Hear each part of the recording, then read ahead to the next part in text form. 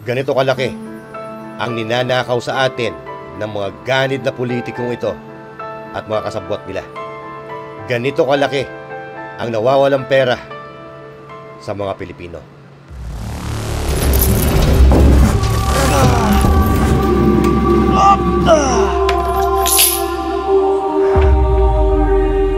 Ganito ang itsura ng 1 bilyong piso.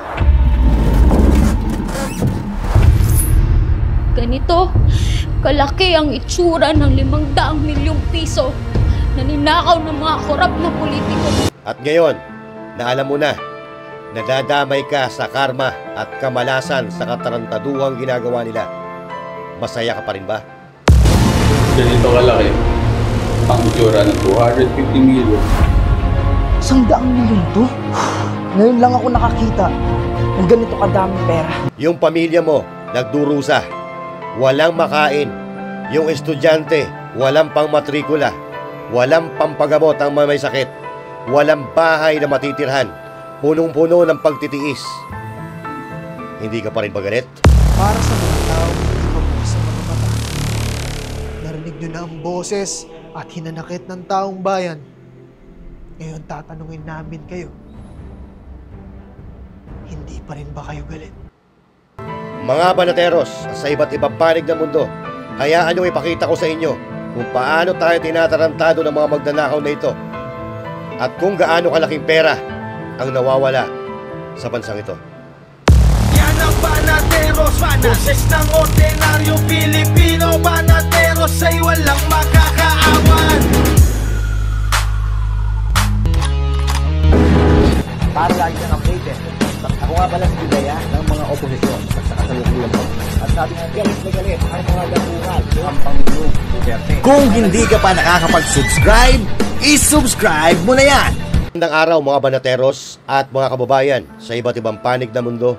Ako nga pala si Master Judea at nagbabalik para pag-usapan ang mga bagay at balita na nangyayari sa bansang ito na ikagagalit mo, na ikagagalit ng sambayan ng Pilipino na nagmamahal sa bansang ito.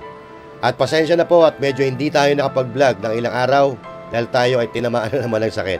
Pasensya na pero ganun pa man, tayo po ay nagbabalik para ipakita ang pagmamahal sa bayan at ipakita ang pagkadismaya at pagkagalit sa nangyayari sa bansang ito.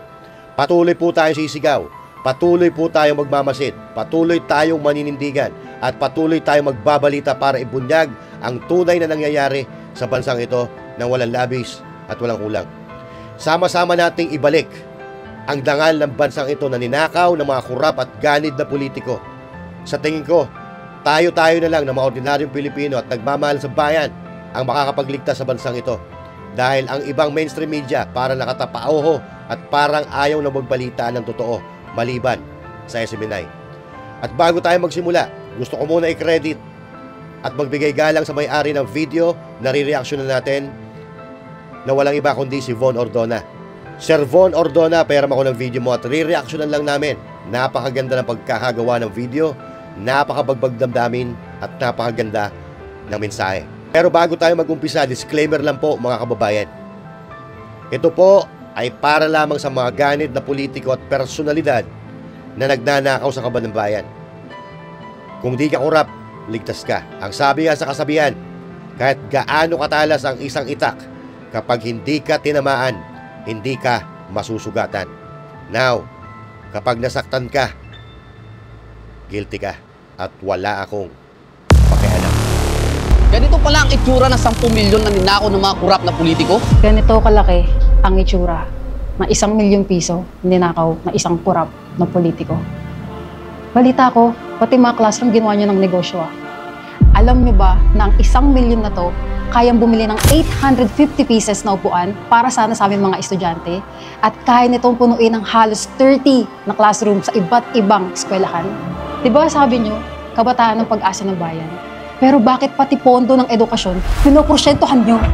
Porkit ba yung mga anak nyo sa private school nag-aaral? Kaya sa amin, wala kayong pakialam? Ilang henerasyon pa ang nanakawan nyo ng kinabukasan? Kung hindi kayo, sino ang tutulong sa amin mga estudyante na magkaroon ng magandang edukasyon? Kung hindi kayo, sino? Sino ang tutulong sa amin para magkaroon ng magandang edukasyon?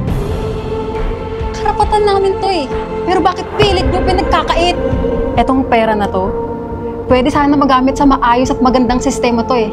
Pero hindi ito nangyari dahil ito'y binulsa at ninakaw. Kababayan, nagkaroon na sana tayo ng Defense Secretary na hands-on. Nagkaroon na sana tayo ng Defense Secretary na maaasahan at matino. Pero ano ginawa nila?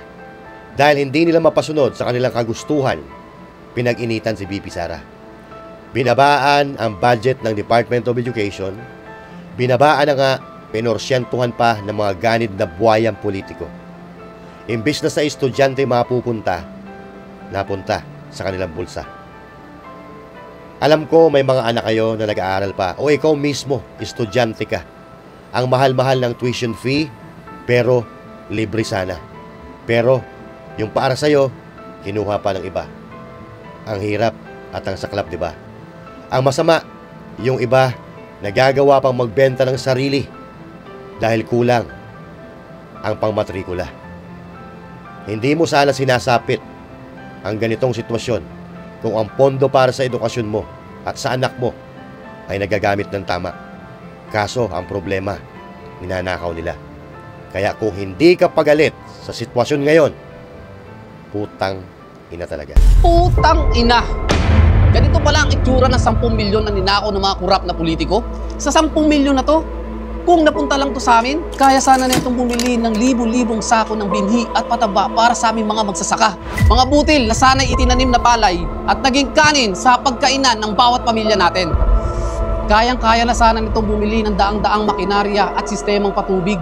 Dugot pawis ang puhunan namin dito, pero kayong mga buayang nakaupo, kayo ang nakikinabang sa pera ng bayan. Imbis na umasenso, baon na kami sa utang. Hindi naman kami tamad eh. Pero paano kami uunlad? Kung paulit-ulit nyo kaming ninanakawan. Paanong hindi maghihirap ang mga magsasaka kung pati ang sistema sa agrikultura pinapakialaman ng mga politikong buwaya? Yung pondo sa agrikultura, parang gusto pang mapunta sa mga bulsa nila. Ang kwento ng Department of Agriculture Secretary Tiu Laurel, ilang beses daw siyang kinausap ni Saldico para makakuha ng produktong galunggong at ibebenta sa mahal na presyo. Di ba nakakagago? Nililin lang tayo ng ilang makinarya na ipinamimigay nila. Pero ang totoo, mas marami ang napupunta sa bulsa kaysa doon sa pinamimigay nila. Kunyari namimigay, pero yun pala ang nagiging daan para tayo ay pagnakawan sa pamamagitan ng pagpapatong ng presyo doon sa mga binibili nila, at ito ang napupunta sa bulsa nila. Dahil tinatarantado tayo ng mga leader na sana ay nagpapagaan sa buhay natin, at imbis na gumaan, nalulubog tayo sa utang dahil di sapat ang kinikita sa ating pang-araw-araw na pangangailangan. Ganyan ang ating kapalaran sa kamay ng mga putang inang magnanakaw na yan. Malaki ang itsura ng 50 million pesos na ninakaw ng mga korap na politiko. Kahit magtrabaho ako ng 10 taon na puro overtime, hindi ko kikitain to eh. Pero kayo, kayang-kaya niyong ibulsa to? Nakakapagod na ang putang inang sistema dito sa Pilipinas. Kahit anong sikap ko, kulang pa rin ang sahod para sa pamilya ko. Alam mo kung ano pa yung masakit? Yung buwis na kinakalta sa sahod ko, hindi man lang bumabalik sa akin bilang maayos na serbisyo. Imbis na maayos na kalsada, murang bilihin, hindi! Puro sports car at mansyon ang nakikita ko sa social media. Ano yun? Kami nagpapayaman sa inyo? Ang sarap yung yakapin sa leg hanggang sa mag-violet na kayo. Tangina! Tapos kami isang kahig isang tuka. Nagigil ako sa inyo eh! Hindi pre! Kasi sa pera na to, kaya nitong matulungan mahigit 50,000 na manggagaong Pilipino na katulad ko at may angat ang sahod. Pero hindi! Hindi to nangyari! Dahil ito ay binulsa at ninakaw! At ano pa nga ba magagawa natin kundi ang mapanagot ang mga salarin na nagnanakaw sa atin? Biruin mo, kaibigan, ikaw, nakikipagbalyahan ka para makasakay sa pampublikong sasakyan. Araw-araw kang nagmamadali para di makakaltasan kapag na-late ka doon sa karampot mong sweldo na naiuwi mo. Pero ang mga anak, mga asawa, kabit, pamilya ng mga politikong magnanakaw na ito, naka-luxury cars, may driver pa, may security pa, nakawangwang pa.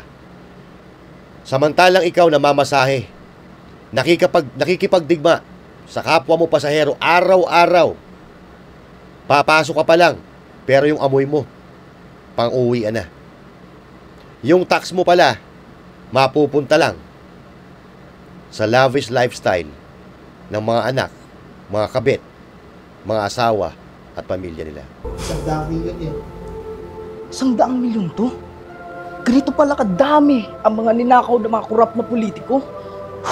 Ngayon lang ako nakakita ng ganito kadaming pera. Grabe. 2 milyon sanang nagugutom na Pilipino ang kayang pakainin nito. Eto ba yung pinag-awayan nyo sa Senado? Mga putang ina nyo! Araw-araw kami nagbabayad ng buwis para sa mga bilihin. Ang sinasabi nila, merong ayuda, pondo, programa para sa mga mahihirap. Nasaan? Nasaan? Wala kaming nakikita kundi mga politikong nagpapayaman. Hindi naman namin kasalanan na pinanganak kami na mahirap. Gusto lang namin mabuhay ng may dignidad. Pero wala eh. Ang tingin nyo lang sa aming mahihirap, salot sa lipunan. Magiging mahalaga lang naman kami sa inyo pag kailangan nyo ang boto namin tuwing eleksyon. Diyan kayo magaling. Pero pagkatapos nun, wala na kaming kwenta sa inyo.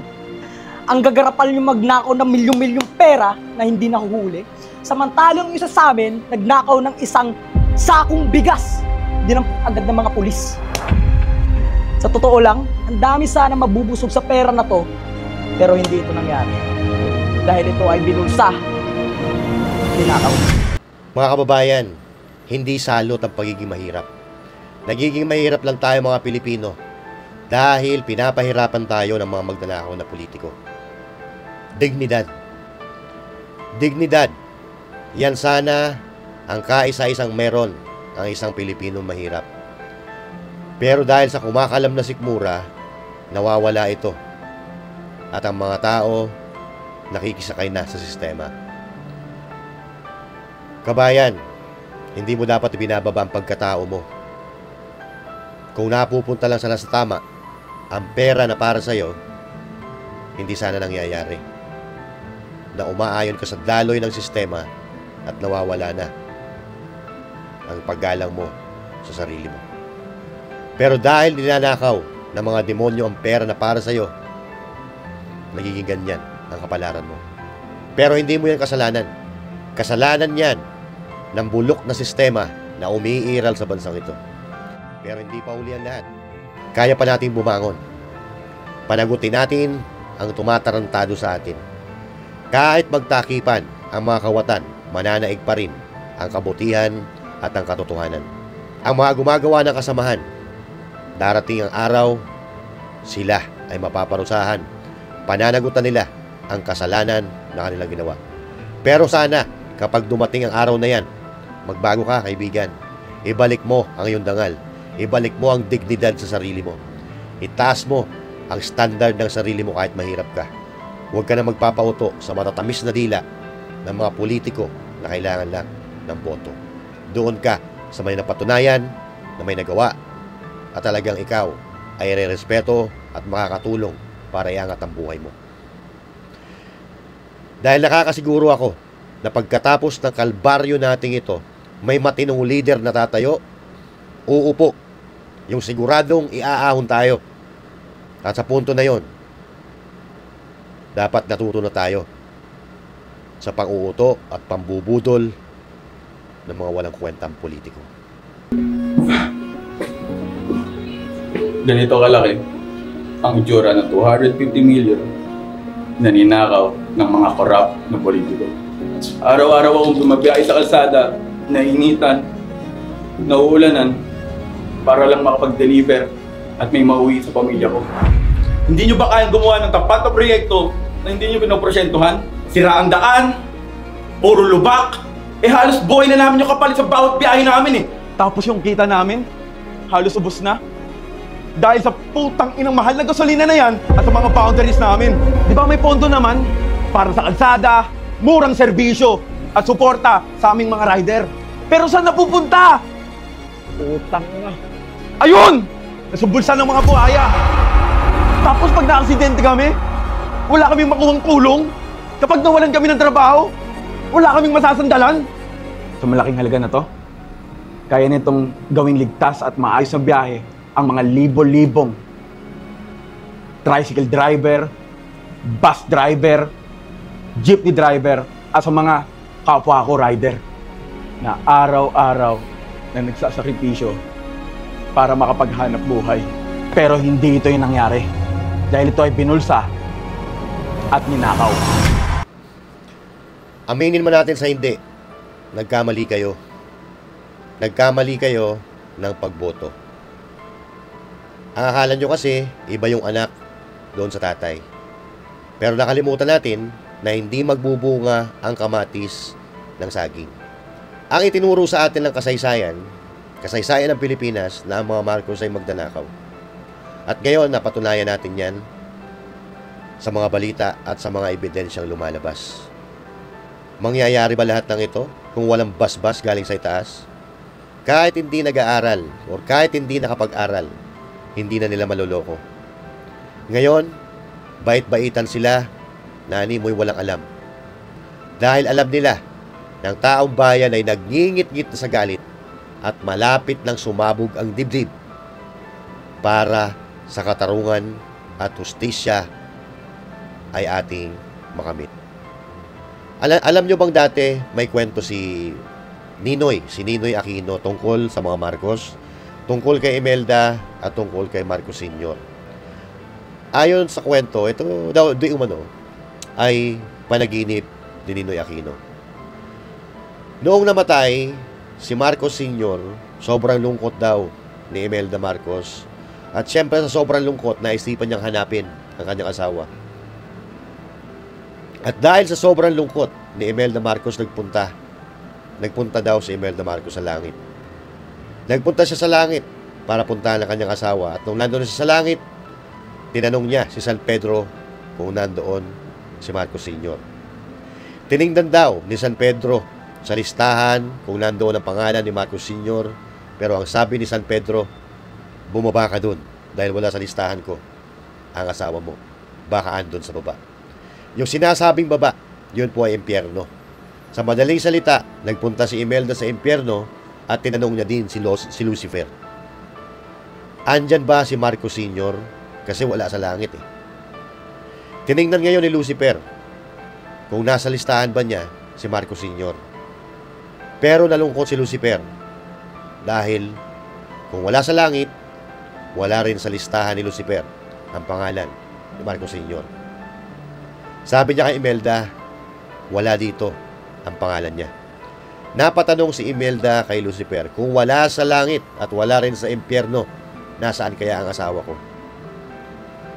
Baka buhay pa ang asawa ko, Lucifer. Kasi wala sa langit, wala rin dito. Di ba napaisip kayo, no? Akala nyo sa impyerno.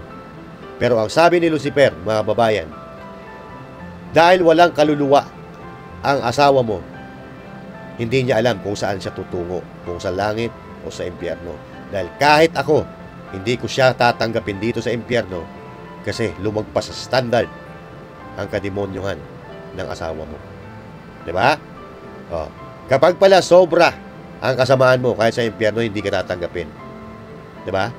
Sa bagay, baka pati si Satanas, sa sobrang sama ng ugali at katauhan mo, baka sumaludo pa sa'yo.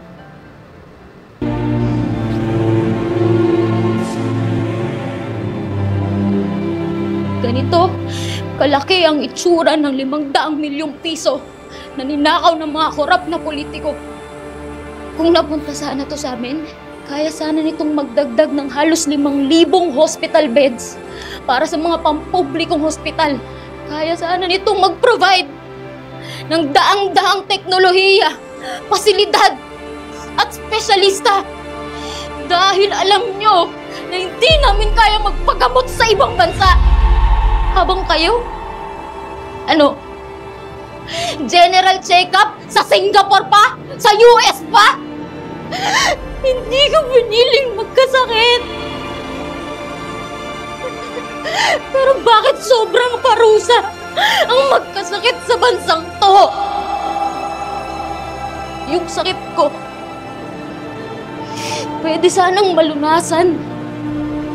Kung meron lang sanang gamot at maayos na paggamutan. Pero pagdating ko ng ER, ang sinabi sa akin, wala daw gamit, wala daw gamot, wala daw bakanting kama, walang doktor, lahat na lang wala. Patayin niyo na lang ako! Ang masakit, Grabe. alam kong may pondo para dito. Pero ninakaw na. Kaya imbis na gumaling ako, araw-araw na lang akong natatakot. Kinakabahan kung aabutin pa ba ako ng bukas. Dito sa Pilipinas, ang mahirap na pasyente, hindi na pinapapili kung lalaban pa o hindi na. Kasi madalas, wala na talaga kaming laban.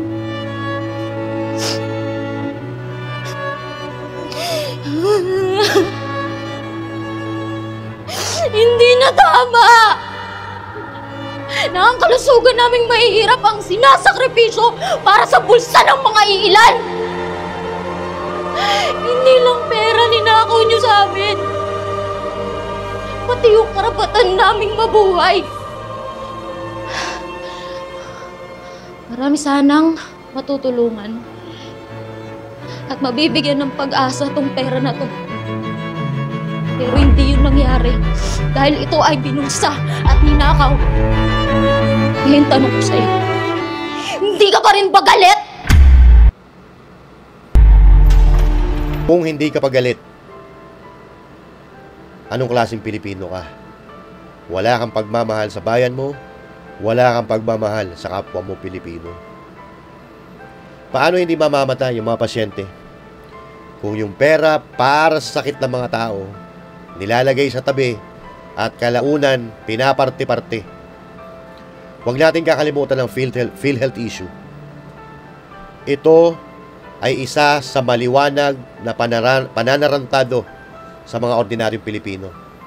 Tapos ngayon, naggalit na ang mga tao, naggalit na ang mga Pilipino, bigla ninyong ibabalik para ano? Para mapawi ang galit ng mga Pilipino?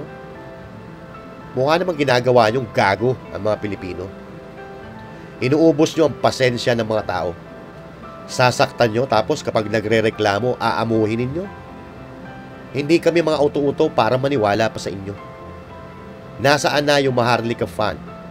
Maharlika Investment Funds, saan na napunta ang bilyong-bilyong pondo at halaga na inilaan nyo dito? Noon, ipinilit nyo ang Maharlika Funds na walang sapat na pag-aaral at hindi alam kung magtatagumpay ito. Ngayon, nawala ng saysay ang perang inilaan nyo. Anong gagawin natin? Kaya tama na ang pananarantado sa Pilipinas. Panahon na para magkaroon ng hustisya ang inang bayan. Panagutin ang mapaglamang, mga ganid sa kapangyarihan, magnanakaw sa kaban ng bayan.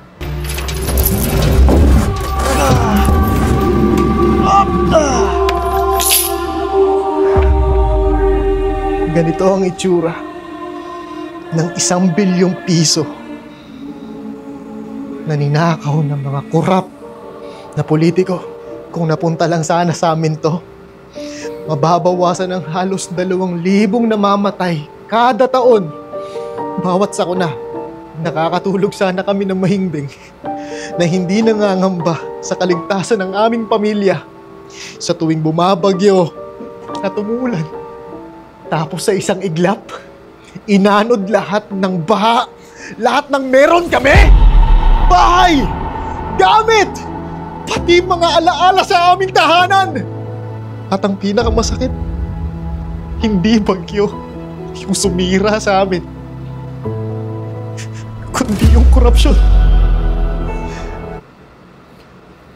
Alam nyo ba, mga kababayan, na ayon sa nakuha nating impormasyon, na ito daw na malalapit kay Romualdez at malalapit kay Saldico ng mga kongresista nakakakuha daw ng 1 bilyon kada buwan. Ang tindi, di ba? At kung pagbabasihan po natin yung mali-malitang pera na dinideliver umano kay Saldico at Romualdez, posible na mangyari ang 1 bilyon piso kada ulo. Kasi doon sa isang delivery pa lang, mga kababayan, 48 na maleta ng pera, it's about 2.4 billion. Kung sinasabi ng Marines na testigo, 3 beses kada sa isang linggo. So kung i-multiply po natin yan sa isang buwan, 3 beses, that was 7.2 billion pesos ang nakukulimbat nila kada isang buwan. So every month, 7.2 billion ang nawawalang pera sa Pilipinas at napupunta sa mga tiwaling politiko na matatalik na magkakaibigan dyan sa Kongreso. So posible po na 1 bilyon kada isang buwan ang pakimkim sa kanila, kung totoo man ito na nakalap nating impormasyon. Samantalang ikaw, hindi mo alam kung paano mo pagkakasyahin ang sahod mo.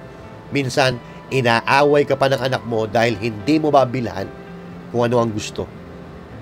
Ngayon, magpapasko na naman. At siyempre, nag-iisip ka na naman kung paano pagkakasyahin ang bonus mo, ang 13-month pay mo para marigaluan mga anak mo, mga inaanak mo, at pamilya mo. Pero itong mga damuhong magnanakaw sa gobyerno, mga politiko magnanakaw na ito, wala silang mapaglagyan sa pera nila. Nag-uumapaw sa dami. At kung hindi nabuking ang mga putang inang ito, tuloy-tuloy ang mga pagnanakaw nito. Habang ikaw tuwing Pasko, New Year, birthday mo, anniversary nyo, o anumang okasyon, mas pinipili mong hindi maghanda dahil kulang ang pera mo. Hindi aabot ang budget mo dahil sa liit ng sweldo mo. Pero itong mga putang inang politiko na ito, inom at happy-happy lang, gumagastos ng 6.7 million sa isang gabi. May magagarang sasakyan, may magagandang damit at bahay. Pero sa totoo, hindi naman nila pinagpaguran.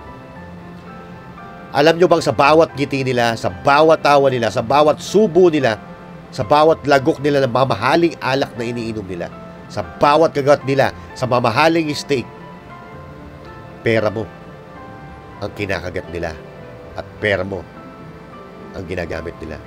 Okay lang sa'yo yun? Pero lahat naman yan, mga kababayan, mga banateros, may karma. Tingnan mo ngayon, nag-uumpisa na ang karma nila at iniimbestigahan na sila. Kung dati, kinakaladkad nila si PRRD, kung dati, nagkaroon ng KOJC seeds sa Kingdom of Jesus Christ na si Pastor Kibuloy, wala namang kasalanan, pinag-iinitan lang dahil kontra sa katiwalian. So ayun, mga kababayan, nabaliktad na po ang sitwasyon. They are now under siege. Kasi sila naman talaga ang may kagagawan ng lahat ng kaguluhan nangyayari sa ating bayan. Dapat ibalik sa kanila ang kabalasubasan na ginagawa nila sa bayan at sa mga tao na gusto nilang pagtripan. Dapat sa mga abusadong ito ay mapanagot at mabulok sa kulungan. At ang gusto ng bayan, nakikita natin sa social media at kung saan sa plataforma, ang gusto managot ang magnanakaw, maparusahan, at hindi tatahimik ang mga Pilipino sa pananarantado ng mga kawatan. Lumayas na kayo dyan sa kinauupuan nyo at ibalik ninyo ang perang ninakaw ninyo sa mga Pilipino. At baka dito nyo na makita at maramdaman ang Vox Populi, Vox Dei, na kahulugan na the voice of the people is the voice of God. Kapag hindi kayo nakuha sa mabuting usapan, alam nyo na kung ano ang kahihinatnan. Hindi kami nananakot ang mga Pilipino. Pero minsan sa history ng Pilipinas, dahil sa kaswapangan, napatalsik ang leader na dati nakaupo sa Malacanang. Huwag nyo hayaan na ang Pilipino ang kumaladkad sa inyo palabas. Kaya sabi nga ni Torre, ano ang gusto nyo? Easy way or hard way? Huwag nyo nang hantayin na palayasin kayo ng mga Pilipino. Magkusa na kayo. Pero ako mga kababayan, naniniwala po ako, malapit na lumubog ang bangka ni Marcos Jr. Malapit na magiba ang House of Cards. Di ba sabi ni BP Sara dati, House of Cards. Ang Kongreso, House of Cards. Ang gobyerno na ito. Ang Congress ay House of Cards. Walang tibay na maaasahan. At isang pitik mo lang, kaya na magiba. Kapag kumanta na ang isa dyan, guguho lahat at malalantad ang mga magnanakaw na yan. Tingnan nyo ngayon, yung dati magkakakampi, magkakaaway na sila. Chis Escudero, Martin Romualdez, Saldico, dati magkatsokaran noong mga nakaraang buwan. Pero tingnan nyo ngayon, nagbabardagulan. Dahil ito, sa pera, sa kaba ng bayan. Ang sabi nga, kapag ang isang samahan ay nabuo sa katarantaduhan, mauuwi yan sa kaguluhan pagdating ng araw. At ito na nga ang nangyayari ngayon. Ang samahang nabuo sa pagkasilaw sa salapi, nauuwi sa pighati. At dahil sa kawalang hiyaan nila, mukhang mangyayari yung pinakaayaw nilang mangyari at mukhang malapit na rin ma-activate ang designated survivor. Nakikita natin at napapanood sa mga balita, mga kababayan, na mayroong lumalakad na iupo si VP Sara Duterte dahil hindi na makayanan nitong mga nagsusulong na ito ang nakawan sa gobyerno at kawalang hiyaan na ginagawa ng mga lider politiko sa bansang ito. Ito ang pinakamalaking karma na mangyayari sa mga magnanakaw na ito kapag naging presidente si VP Sara Duterte. Kaya saldi ko, papapatay-patay na ba tayo? Papatay-patay ko, magsasalita ka. Ikaw ang sinusubo nila, ikaw ang inaalay nila, ikaw ang pinagkanulo nila. Wala kang gagawin? Papahama mo sarili mo? Ha? Ikaw ang magdudusa sa kasalanan na marami ang gumawa? I don't think so. Hawak mo ang baraha. Nasa iyo yan kung paano mo ililiga. Kung nagamit lang sana sa tama itong pondo na to para sa flood control, masaya sana kami magpapas. Kung maayos sana yung evacuation center, di sana hindi kami nagsisiksika na parang hindi kami tao. Kung napatayo yung mga tulay na sinasabi nilang ghost project, di sana hindi kami na-isolate ng nagugutom habang kaming lahat basang-basa at giniginaw sa labas. Kayo namang mga kurap, komportable kayong natutulog sa mga mansyon nyo galing sa taong bayan. Oo, bagyo ang nagdala ng baha sa lugar namin. Pero ang tunay na sumira sa buhay namin ay ang kasakiman! Hanggang ngayon, umiiral sa ating bansa. Pero hindi pa huli ang lahat. Sana may natitira pang kahit konti na kaluluwa sa mga taong nakaupo sa gobyerno. Patuloy pa rin kaming umaasa na sambayan ng Pilipino na sa hinaharap magkakaroon tayo ng pagbabago. Para sa mga taong hindi pa bukas ang mga mata, narinig nyo na ang boses at hinanakit ng taong bayan. Ngayon tatanungin namin kayo, hindi pa rin ba kayo galit? Yan. Doon sa napanood nyo, hindi pa rin ba kayo galit? Alam nyo mga kababayan, hindi naman tayo sa naghihimagsik o gustong pabagsakin ang gobyerno. Katulad ng lagi nating sinasabi, ayaw po natin pabagsakin ang gobyerno. Hindi po natin gagawin yun. Dahil pag bumagsak ang gobyerno, bagsak ang Pilipinas. Ang gusto lang natin mangyari ay umalis ang magnanakaw sa kaban ng ating bayan. Umalis at bumaba ang mga tiwaling politiko na alam nyo naman kung sino kayo. Kaya nga nangyari yung September 21, di ba? September 21 na rally na iba-iba man ang pinananawagan. Pero isa lang ang ibig sabihin ng rally na yon, na ang taong bayan ay tunay na galit na sa korupsyon. Marahil may ibang kulay na sumali at nag-participate doon sa protesta na yon, pero iisa lang, sa iisang bagay na katuon ang bawat Pilipino na sumisigaw sa protesta na yon. Walang iba kundi ang korupsyon. Kaya mga kababayan, maging matapang ka bilang isang Pilipino. Alam nyo bang yung nangyari sa Indonesia dati at nangyari sa Nepal, nangyari na rin pala dati doon sa isang mayamang bansa ngayon na wala iba kundi ang Romania. Sa pamumuno ito ni Nicolae Ceausescu, isang leader ng Romanian state. Si Nicolae Ceausescu ay napakalakas, makapangyarihan, walang sumusubok na kumalaban sa kanya dahil natatakot dahil sa sobrang kapangyarihan niya o pwede kanyang ipapatay kapag kumontra ka. Masyado daw marahas itong si Nicolae.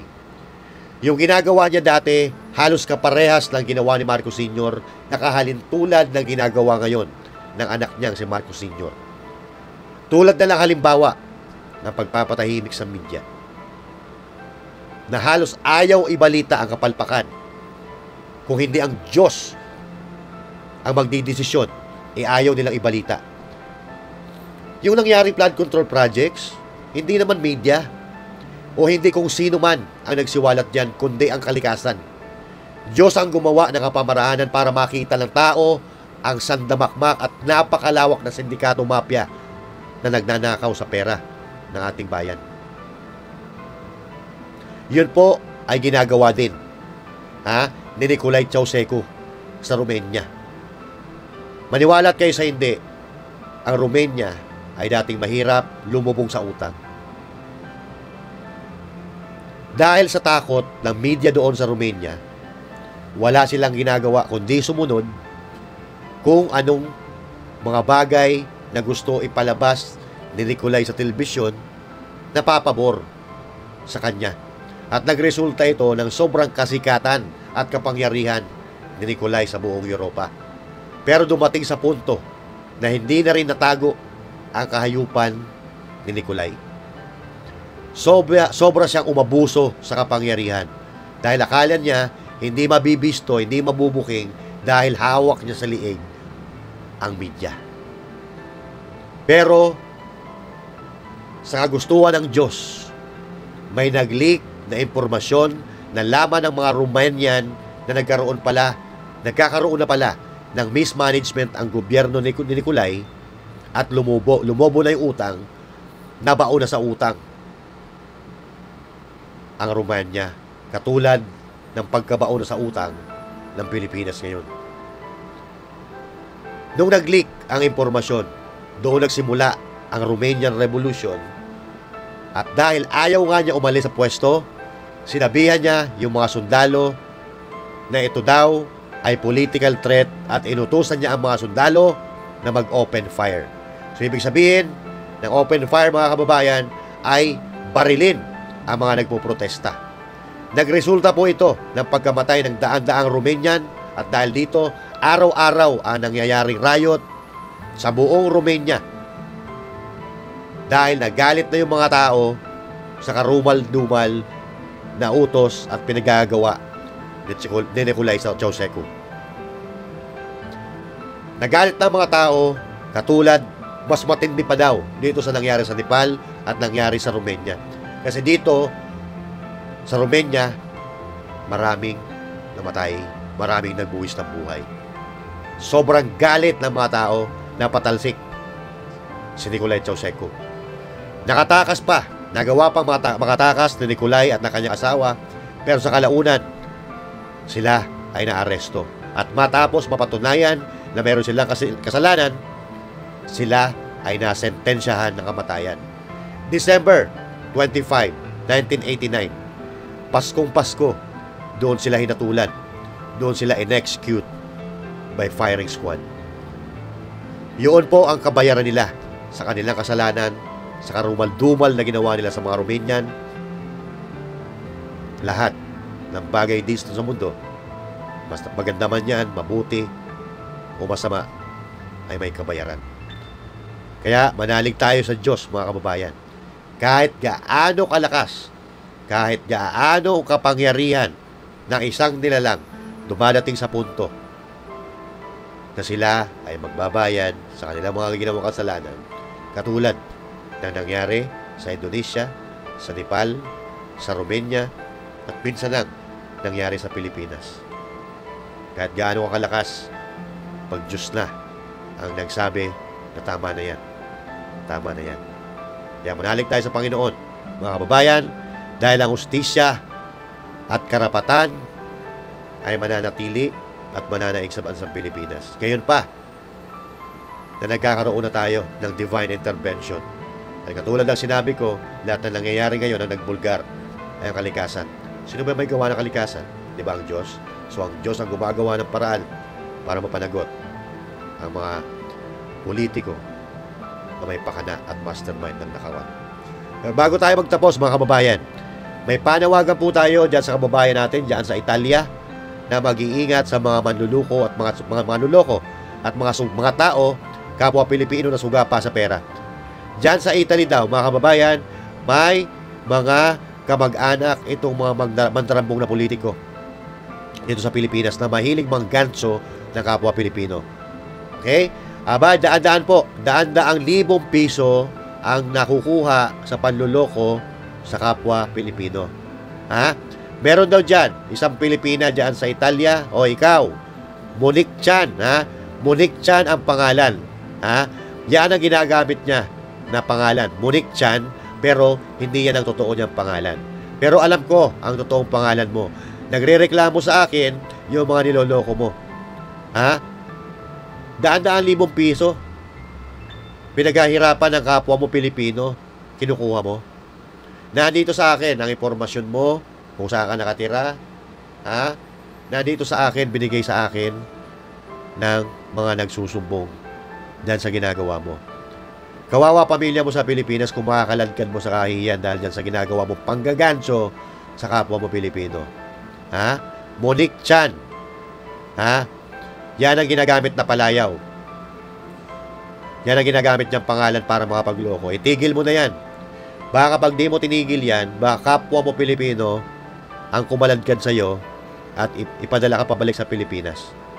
Nakakalungkot na dapat kapwa mo Pilipino ang tutulong sa'yo, magtatanggol sa'yo, didepensa sa'yo, pero kapwa mo Pilipino man lulukuhin mo. Itigil mo na kagaguhan mo. Dapat magpoprotektahan kayo. Kayo mga Pilipino na nasa ibang bansa, huwag kayong magaguhan, huwag kayong maglukuhan. Ganun na nga nangyayari sa bansang Pilipinas, ginagaya nyo pa sa ibang bansa. Mahalin nyo kapwa nyo Pilipino. Di ba? Yan ang pasimula ng pagmamahal mo sa bayan mo. Kung hindi mo mahal ang kapwa mo Pilipino, paano mo mamahalin ang bayan mo, gago? Ha? Kaya Monique Chan, itigil mo katarantaduhan mo, kundi mapapauwi ka na wala sa oras sa bansang ito. Ha? Oh, mga anak talaga kayo ni Satanas eh. Di ba? Okay. So kung meron po kayo na reaction sa video natin na ito, i-comment ninyo, pag-usapan natin sa susunod na video. Okay? And once again, my name is Master Judesin. Thank you. Magandang araw sa inyong lahat, mga banateros. God bless you all. And to God be the glory. Master Judea, thank you. Magandang araw po.